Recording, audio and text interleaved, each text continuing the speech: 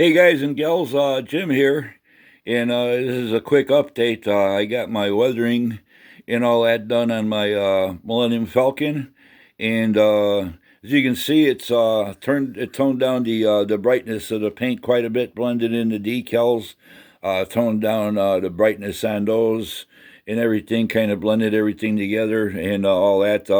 I did very lightly, I didn't go overboard. I wanted to keep it minimal, some streaking and stuff. I used a kind of like a medium gray wash on it, and mainly I wanted to exit the panel lines.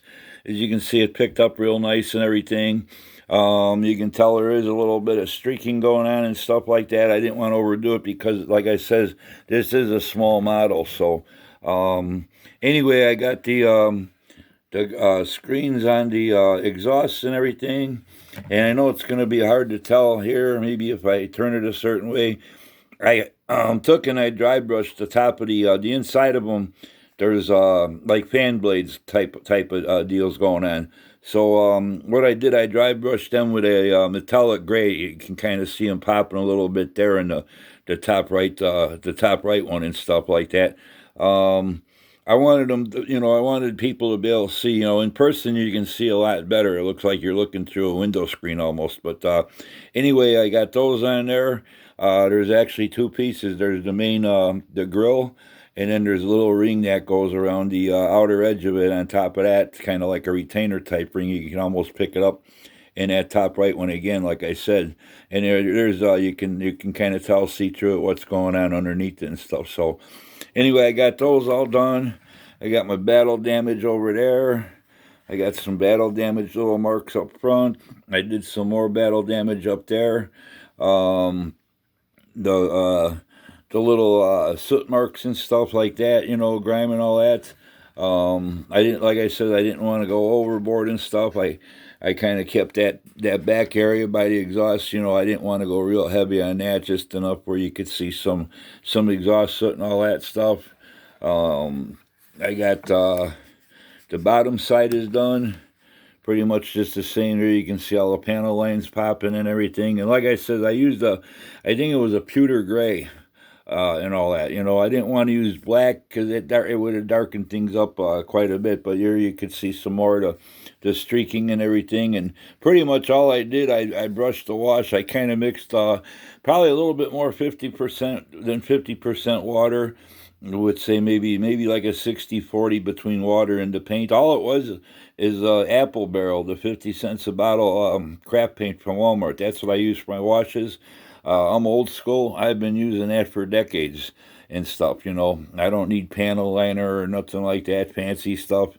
I wash just paint, some cheapo paint with water mixed in, acrylic paint. Works fine. It picks up all the detail and everything. Where there's little raised areas, it picks up and it'll leave a streak and everything. But I brush in a downward motion. I do one section at a time. And once I get that whole section covered, I take a damp paper towel and I just wipe downward with it and stuff. If it looks like it needs to get into the panel lines a little bit more, I'll let it dry and I'll redo the application a second time.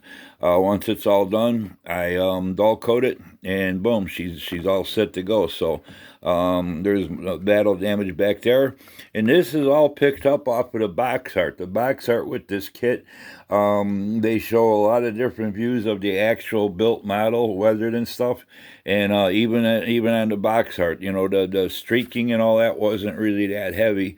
It was mainly just the little accents of the little soot and everything in that, and the battle damage and the panel lines and stuff. So I kind of didn't want to do it too overpowering. And like I said again, the bigger the model, the more you can get away with because it's bigger, so you're going to see more. Where the smaller the model, something this size, you want to keep it down a bit. But anyway, there's all that. There was a little bit of weathering done back there on the box art, so I went along and did that and everything. So I'm happy with the way it came out.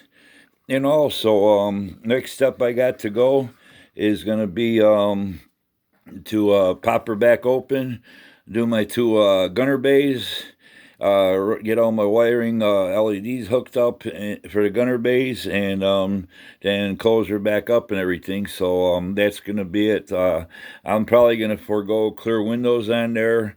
since it's not going to be that noticeable. Top gun, I'll probably leave removable so I can show off the gunner bay detail a lot more once it's on the diorama if I want to pop her off and let people see in there. And other than that, that's going to be it. I'll probably try doing, I'll probably use a piece of clear sheet styrene for the windows on here, along with some microcrystal clear for the smaller windows and that. And she should be good to go. But that's where we're at. I'm happy the way it looks, and like I said, it really toned down the paint quite a bit. Plus the flat coat, it takes away a lot of that brightness too and stuff. It kind of darkens things up a bit, but that's pretty much right about where I want her to be and what she should look like and stuff. And I'm real happy with it and all that, and I like it. It turned out to my expectations. So even though I'm not much into Star Wars, I thought I turned out a pretty halfway decent Millennium a halfway decent looking Millennium Falcon. So there's some more, a little bit of that heavier streaking in this area and stuff and all that. So it's a pretty nice little model. So far it's been fun to work on and stuff. And weathering, I mean, most of the times you can't go wrong. But in this case, I didn't want it to look too gaudy or nothing like that. So but I like the way, the panel lines are at least popping and everything and stuff like that. So that's where we're at with the Millennium Falcon. So it'll probably be, after I get everything buttoned up, I'll do one more video. That way I can flip over, show both sides. And once that's all done, then I'll go on to making my diorama base and stuff and doing some of my other stuff I want to do on that. So till the next time, thanks for checking these videos out. Thanks for keeping up, following me.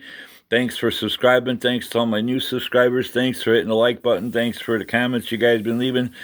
Stay safe out there with that coronavirus and stuff. And I know where I live in Illinois, there's quite a few stores that they're limiting bottled water purchases to usually one case or whatever you want to call it. I know a lot of the bottled water comes 32. Some of them come bigger, but they're limiting to one per person. I think that's at the Walmart. There's some stores that are limiting bread purchases to either one or two items per person per day or whatever. A lot of places are out, like even the big Walmart Supercenter, half the shelves are bone empty and stuff like that. I know McDonald's in my area, no dining in, carry outs only.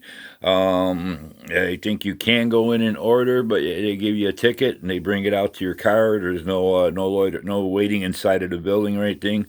There's Taco Bell in the town next door to me.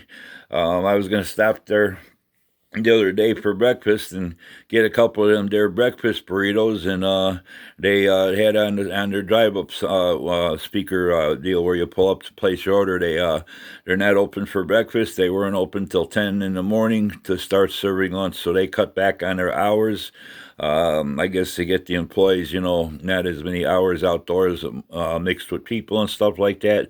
I know there's a lot of other businesses that have changed and stuff and things like that. Dollar General in my area, I know they announced on the news that they were going to have a hour in the morning when they open up for seniors. I haven't seen that. I stopped at my Dollar General and I didn't see no kind of signage or anything like that. So that's what's going on. So it's not cool, but as long as you play by the rules and stuff, listen to what your local government tells you, and if they want you to spend less activity outdoors and stuff, in big crowds, hey, do it. Maybe it'll help keep it from spreading that much. So, but anyway, till the next time, you guys all take care, and this is a perfect example.